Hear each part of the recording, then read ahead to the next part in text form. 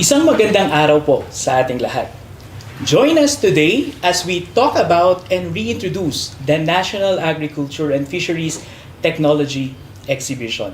And for this particular episode, we are joined by our director. We have Director Jonel B. Soriano. Hi, sir.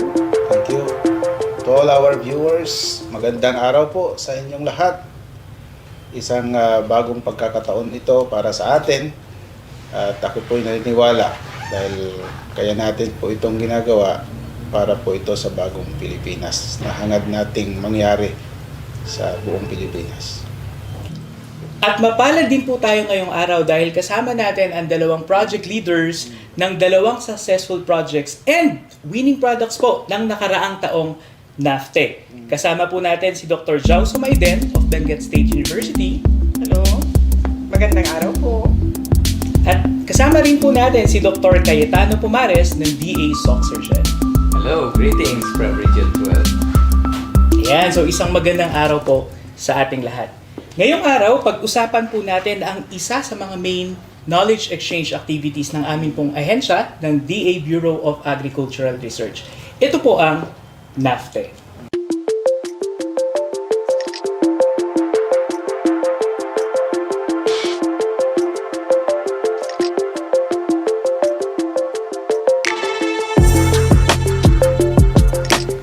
Director Jonel, ano po ba ang NTF na ngayon ay kilala natin bilang NAFTE? Bilang isang ahensya na siyang nagko-coordinate at kami din po ang nagbibigay ng funding pagdating sa mga proyekto sa ating bansa in partnership with our partners, implementing agencies such as state universities and colleges, regional field offices, national government agencies na hindi lamang Department of Agriculture, ay ginagawa po itong tinatawag nating Annual Agriculture and Fisheries Technoforum and Product Exhibition since then. No?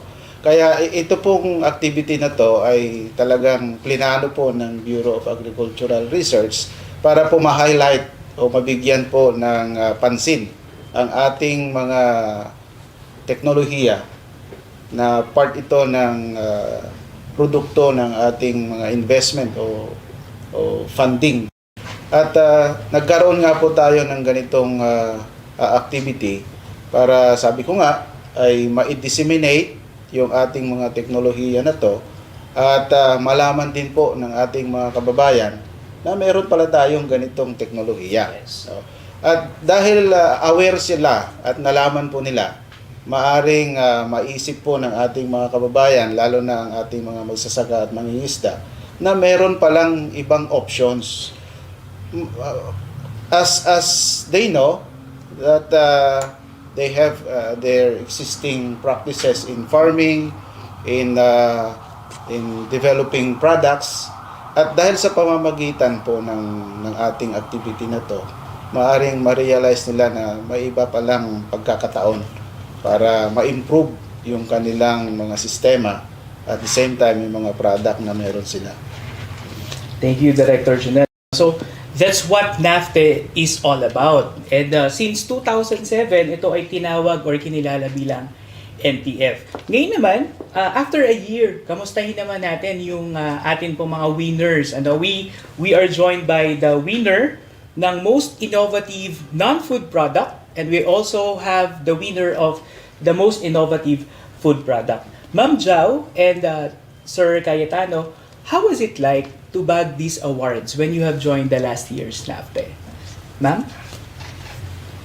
Masaya, we were happy kasi we made BSU proud and also with the proud din ang DA CAR because they are part of the research project. And at the same time po, kinakabahan kasi since mayroon kang award, parang meron kang dapat panindigan at panagutan. People will expect much from the product. And then kung titignan natin yun sa social media, ang daming mga vacuum fried vegetables na lumalabas. So parang andun yung takot mo na baka kung ano ang sabihin ng tao or they have the tendency to compare the existing product with the product that you've developed.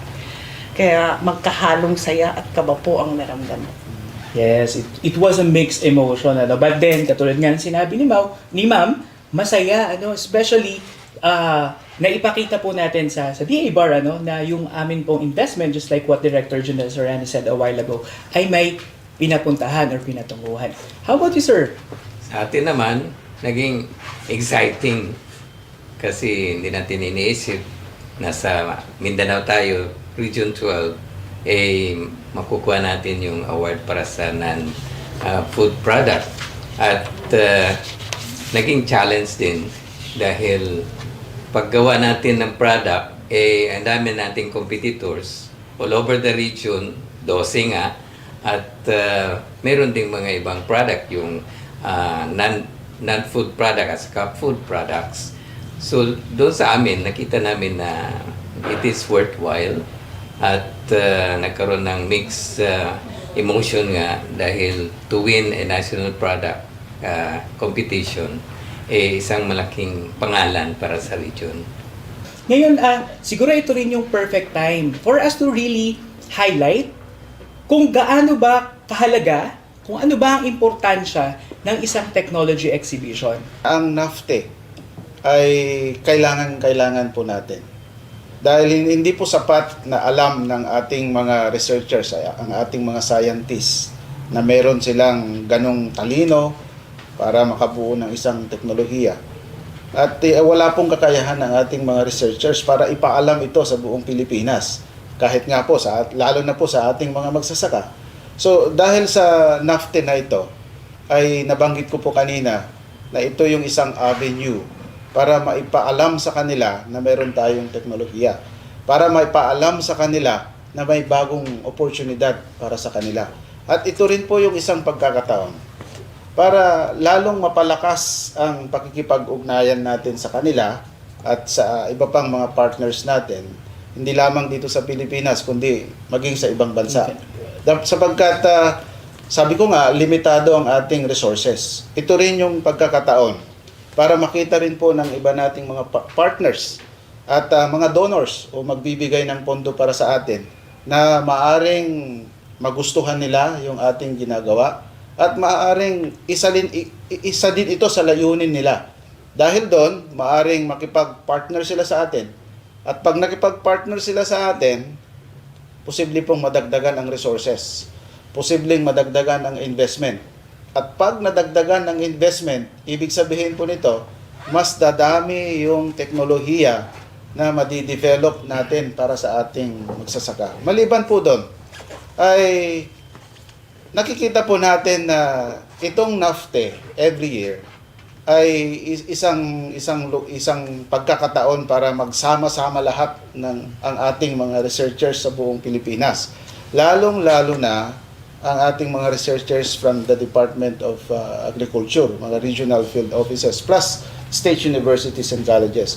So, dahil nandyan po tayo lahat, sabi ko nga, mapapalakas yung samahan natin. Mapag-usapan kung paano natin pagandahin yung pag-implement ng mga projects natin. Mapag-uusapan natin kung paano pa natin i-improve yung sistema na kasalukuyan nating ginagamit or sinusundan.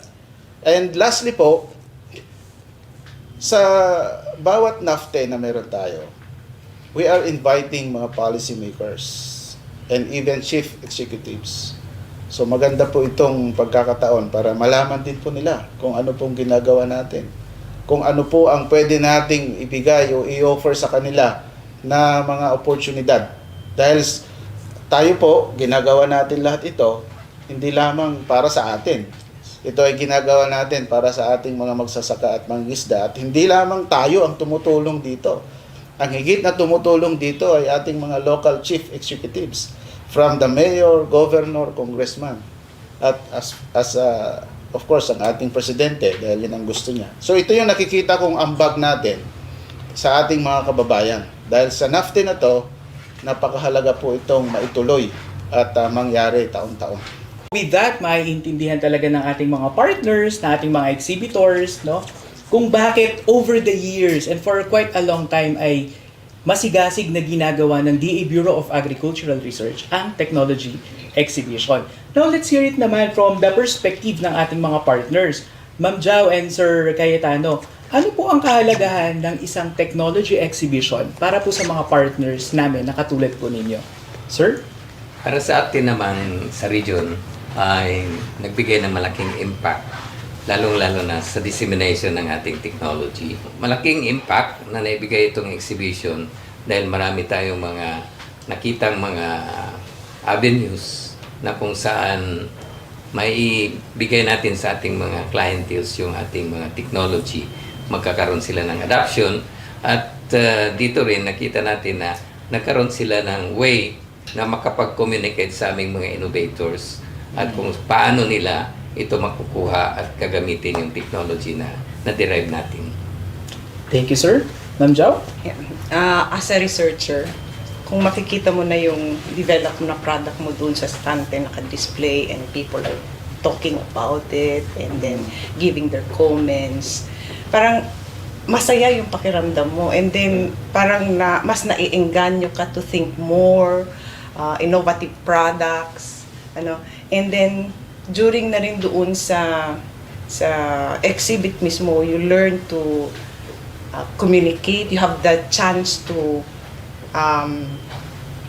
collaborate, talk about problems with your co-researchers, and then papag-usapan kung ano pa ba ang dapat pa nating gawin, what similar problems ba ang meron dyan, how can we solve more problems doon sa ating society. So nagbibigay ng parang encouragement sa mga researchers to do more research further and then collaborate to help problems ng ating community. The good thing is, with this technology exhibition po na ginagawa ng DA Bureau of Agricultural Research, alam natin na there were changes, there were improvements, para patuloy po nating maserve yung ating mga clienteles. Director Junel, over the years po ba, can you tell us ano po yung mga naging pagbabago po sa ating NAFTE? I think what has really changed and improved is we were able to expand the audience plus the venue. Dati po, madalas po ang NTF or NAFTE ay dito sa Manila. Kung hindi ako nagkakamali ay sa Mega Mall po ito. Nag-isip po tayo with the management team ng ating bureau and I said to them that why not bring the NAFTE to different islands of the Philippines at gawin nating major island celebration or activity. What I mean is we'll go to Luzon, we'll go to Visayas, we'll go to Mindanao. I think yun yung isang pagbabago o improvement na nangyari para mailapit natin sa ating mga kababayan na alam naman po natin limitado lamang po yung mga nakakapunta sa Metro Manila. So dahil dito, isang magandang pagkakataon, halimbawa sa Mindanao, although isang region po yung host doon, pero at least mas malapit na po sila doon sa venue. So, yun po yung isang nakita ko at talagang ginawa po natin sa Bureau of Agricultural Research. Gusto po natin na sana nandyan ang farmers, nandyan ang, of course, researchers, nandyan ang ating mga political leaders, nandyan ang ating mga funding agencies, nandyan ang ating mga policy makers, o nandyan ang ating mga private companies. Dahil sa totoo lang po, pagdating sa dissemination, utilization ng mga technologies natin, both products, mga technology systems, ay kailangan po natin ng support ng mga private companies sapagkat sila po yung talagang may mandato nito at sila po yung may kakayahan para i-promote lalo sa ating mga users o mga clienteles. No? So sa ating departamento, limitado po yung resources natin dyan. But with the private sectors as partners of the Department of Agriculture, DA BAR in particular, mahalaga po yung role ng private companies or private industries. Dahil siyempre po, they are moving in the whole country as their business. So, ibig sabihin nun, talagang sabihin natin na mas seryoso sila pagdating sa promotion ng mga technologies. So tayo naman sa gobyerno, gusto lang po natin ipaalam, mag-develop ng new technologies, new opportunities as I've said. At pagdating sa mga activities, halos pareho naman po ito. Ang naidagdag lang dito na umpisahan natin ngayong taon ay yung ating research stop. Thank you, Director. Tsaka siguro iba din yung pakiramdam, maybe from our from the perspective na ating mga partners, iba din yung pakiramdam na pinuntahan kayo ng DA Bar at iba din yung pakiramdam siguro na yun nga doon natin idinadaos yung technology exhibition. And encouraging ang mga partners natin, most specifically yung mga private partners, to really visit the technology exhibition, tingnan yung mga technologies na na-exhibit. Ngayon naman, we may be catching the attention na po ng ating mga viewers, yung mga medyo siguro mga nag-iisip-isip pa, medyo nag-aalinlangan pa na baka hindi pa kami ready sumali sa technology exhibition. Now is the time to hear it, no? Hingan natin ng mga quick tips ang ating mga winners last year. Kung meron po kayong mga siguro ma-share na mga most important preparations po na ginawa niyo last year sa NAFTE, what would be these preparations? Maybe ang sasabihin ko, sir, is konsepto ng researcher. So as a researcher, kailangan nating maging handa. Okay? Gawin natin, we have to do good with the things that we do. Sa paggawa pa lang ng ating research, let us already try to answer as many questions na pwedeng ibato sa atin ng ating stakeholders at ng ating mga consumers. And then lahat ng possible problem na pwedeng would affect what we are doing, subukan na nating sagutin lahat para kung may nagtawag sa atin, we are ready. Kaya kung tulad nga nung NAFTE is we only had around 2 weeks of preparation. So kung hindi kami handa during that time, wala kaming product to produce. So since product yung amin, from its yung quality ng product, the sensory qualities of the product, the safety of the product, handa tayo. And the label, kasi yun ang unang titignan ng ating, the packaging material, yung label, yun ang unang titignan ng ating mga consumers. So I think yun ang preparation namin as a researcher. Thank you, Ma'am Jao. Sir? Sa atin naman ng mga technology innovators, kailangan magkaroon tayo ng proper planning. So, nung malaman namin na may entry ang Region 12 at for that sa non-food product, ay nagkaroon kami ng meeting. We asked our staff na magkaroon kami ng planning at titingnan namin kung ano yung mga physical na mga kailangang ilalagay para yung ating product ay ma-appreciate ng ating mga viewers. At doon ay magkakaroon tayo ng proper communication kung ano itong technology sa pag-prepare ng ating i-exhibit. So, nagawa tayo ng IEC materials, nagawa tayo ng mga posters, at ito ay inline doon naman sa gagawin nilang criteria. So, kung tayo ay sumasali sa timpalak na katulad nito, ay aside from developing yung ating product, ay ipapackage din natin ng mabuti, isaayos natin at para babalik-balikan ng ating mga viewers at doon magkakaroon sila ng idea na ito ay isang not only a contest but a technology exhibition. So, nagkaroon kami ng planning and then nag-purchase tayo ng mga materials na angkop para doon sa paglalagyan natin kasi nalaman natin na maliit lang yung space at saka paano natin ngayon papakita sa kanila, i-showcase yung product nating i-exhibit. So yan ang ating siguro titingnan pag tayo ay sumasali sa isang exhibition.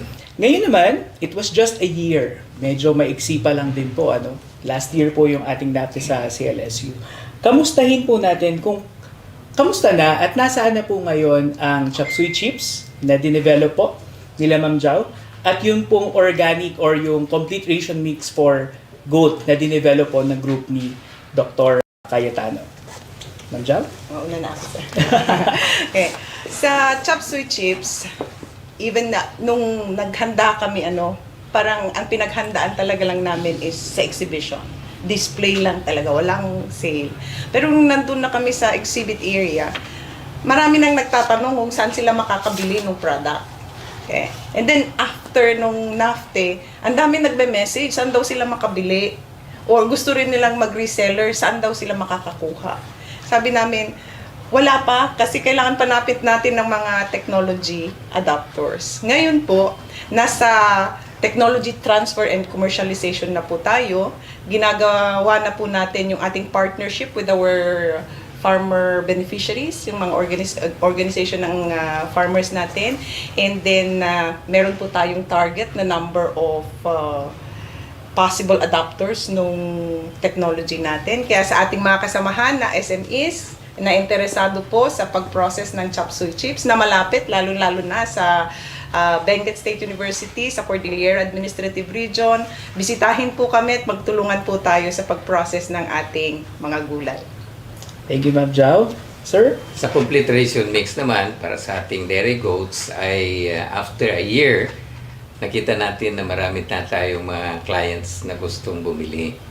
Kaya lang sa panahon pa na ito ay nasa process pa tayo para sa branding at saka sa fabrication. So sa lahat ng mga tumawag, kasi nag-online na rin, pumasok na rin sa online at gusto na nila tikim doon sa product. Actually, nung sa exhibition, sabi pa nga nung mga nandun, pwede ba ito kainin? No? Kasi nakalagay siya sa food at saka non-food product na boost. So, with that, makikita natin na maraming interest group, maraming nag-question, but most likely, siguro within few months, lalabas na ito sa market. At sa lahat ng mga gustong bumili at gustong mag-taste, hindi po ito para sa tao, para po ito sa ating kambing, ay bibigay na natin, no? Antay lang tayo ng kunting panahon. At siguro sa isang taon na kanilang inaasam-asam na magkaroon sa tulong ng ating mga collaborators, kasi yung fabrication at saka development ng product ay nailagay na natin sa ating collaborator. Isang cooperative na sila magpuproduce, sila rin ang market. That was just in a year, sir, dumagsa yung inquiries, nagkaroon ng mga bagong opportunities. Dalawa pa lang po ito sa mga technologies or products. Now, let's get to hear from Director Junel. Sir, maliban po sa dalawang magagandang produkto po na ito, sir, ano pa po yung ibang mga technologies or products po na nasuportahan po natin? Sir? In fact, last year, with the Philippine Rice Research Institute, they developed the Philippine Rice Information System, or PRISM ito. Dito natin makikita kung ano ba yung mga updates or information about rice in the country. So maganda po itong information para magkaroon po ng idea yung ating mga farmers, ating mga traders, ating mga policy makers kung ano ba estado ng rice industry in the country. Maliban dyan, marami tayong mga na-develop na mga food products, no? And non-food products.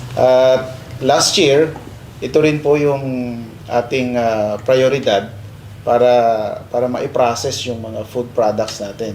Sapagkat may mga lugar tayo sa bansa na minsan sobra-sobra yung production. No? At dahil sobra yung production level, ay mababa ang presyo. So, we need to develop new products para tumaas yung value nitong mga products natin. Kaya natin na-develop ito because we invested money. Halimbawa, sa ating mga magsasaka, gumastos sila dyan. Tapos napaganda nga yung ani, ang baba naman ng presyo. So, umiiyak yung ating mga farmers and fishers yan. So, kaya ito yung prioridad po ng ating bureau para matulungan itong ating mga magsasaka at mangingisda. Ngayon naman, nearing towards, we're all looking forward. I know we are all excited. Sa June, katulad ng sinabi ni Director Junel kanina, we're bringing the NAFTE closer sa ating pong mga partners. And for this particular year, bibisitahin po natin ang Mindanao. Ngayon, sir, ano yung mga pinakamahalagang nangyari last year? And ano pa po yung dapat abangan ng ating mga partners for this upcoming NAFTA? Actually, after the pandemic, no, last year lang tayo nakapag-host, nakapag-conduct ng NAFTA after the pandemic. So, ilang taon yun na natigil. But, we were surprised because out of the total number of exhibitors, which is around 30, hindi po namin inasahan yun. Ang alam namin, dahil nagkaroon ng pandemic, hindi nakapag-develop ng technologies yung ating mga implementing agencies. Pero we were surprised because there were 30 participating agencies or exhibitors. That includes private companies.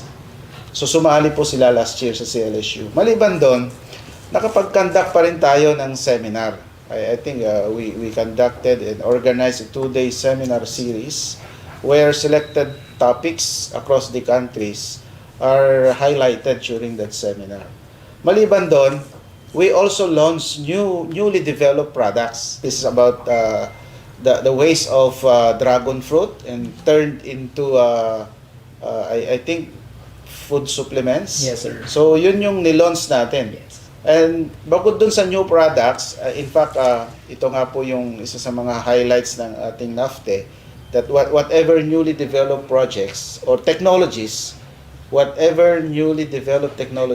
yun po yung gusto nating mai-highlight at maipaalam sa ating mga nangangailangan.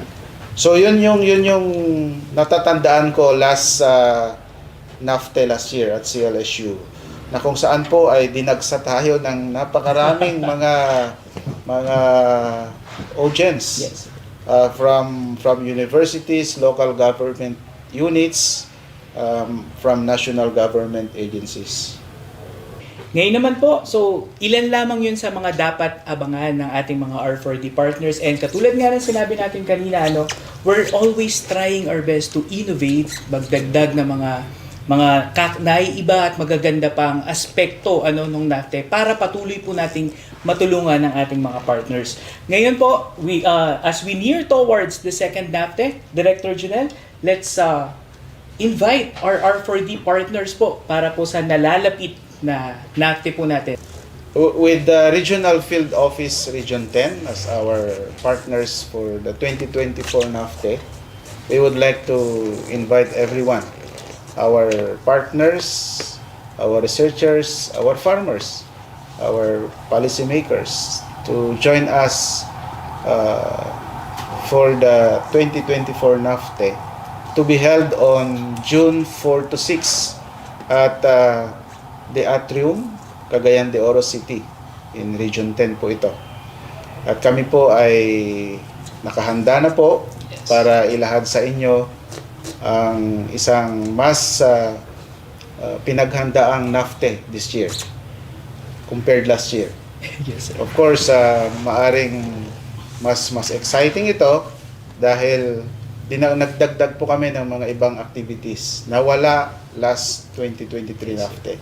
Ito po ay yung pagkakaroon tayo ng R4D Got Talent. Ito ay as a matter of gathering all researchers and joining in a fellowship. Sa gabi po natin gagawin po ito at magkakaroon tayo ng a sort of socialization. So, as I've said, pinaghandaan po natin itong NAFTE natin 2024 para, sabi ko nga, para ito sa ating inaasam-asam na bagong Pilipinas. Yes, we're looking forward to have you again, Ma'am, Jow, and Sir. Will you be there po sa susunod na NAFTE? We will. Yan, okay. Sa Mindanao So, kayo naman, Ma'am and Sir, bilang pong aming mga partners, baka po pwede niyong bigyan din ng quick encouragement and invitation ang mga katulad po ninyo na researchers and partners po ng DA-BAR to keep on partnering with us, collaborating with us in this particular venture, which is the NAFTE.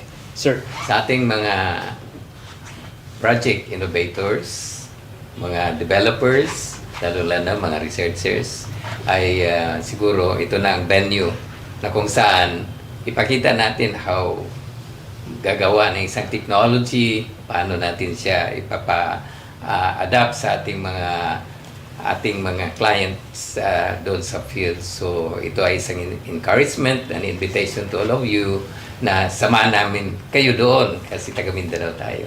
Kita-kita tayo sa Cagayan de Oro City. Yeah, see you there. Ma'am Jow? Sa kapwa ko researchers dyan, let's support the ABAR po. Let's show them our technologies. Kasi there are several ways to disseminate research results. Yun yung sinasabi natin, publication. Pero hindi naman lahat ng farmers is nagbabasa. So ipakita natin ngayon kung ano ang nagawa natin para sa kanila. Alright, at this point, Director Junel, would you like to deliver po any additional message po sa ating mga viewers. Director?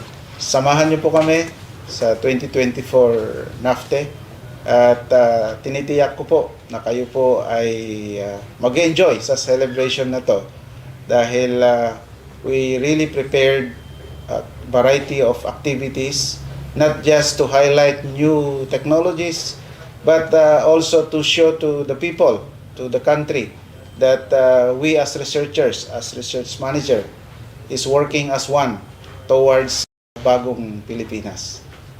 Para po sa ating mga viewers, sa ating mga audience, magkita-kita po tayo sa Cagayan de Oro sa June at syempre doon naman sa mga hindi makakasama sa amin physically, don't worry kasi pwede niyo pong i-follow ang FB page ng DA Bureau of Agricultural Research kasi we will be live streaming this event on top of the different proceedings din. So, katulad din ng sinabi ni Sir Junal kanina, we'll be having the seminar. So, lahat po yan, hindi nyo mamimiss. You only need to follow our FB page. Muli, marami pong salamat sa pagpapaunlak. Director Junal Soriano, thank you so much. Maraming salamat din.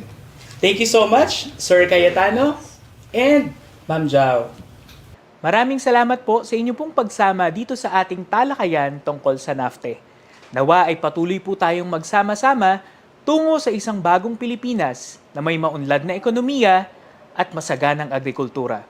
Ako po si Jello, and this is The Research Talk.